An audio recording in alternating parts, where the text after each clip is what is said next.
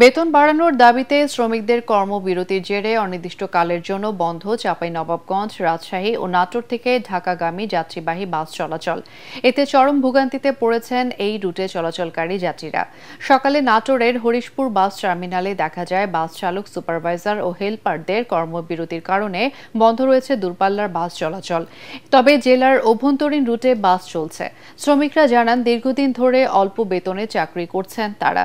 বর্তমান দ্রব্যমূল্যের বাজারে এতে আর সংসার চলছে না, ফলে বাধ্য হয়ে কর্মবিরতি পালন করছেন তারা। এ সময় দাবি পূরণ না হওয়া পর্যন্ত কর্মবিরতি চালিয়ে যাবার ঘোষণা দেন বাস শ্রমিকরা। পরিবহন সেক্টর আমাদের বেতন ভাতা না বাড়ানোর কারণে আমরা এই সংগ্রাম চালিয়ে যাচ্ছি এবং আগামী দিন আমাদের এই বেতন ভাতা যদি না বাড়ান তাহলে আমাদের রোডে ঘাটে গাড়ি ঘোড়া চলবে না। মাত্র আসলাম, এসে দেখি গাড়ি সব বন্ধ। আমার তো ঢাকাতে এখন 20 শিফট অফিসও করতে পারতেছি না, যাইতে পারতেছি না গাড়ির সমস্যার কারণে।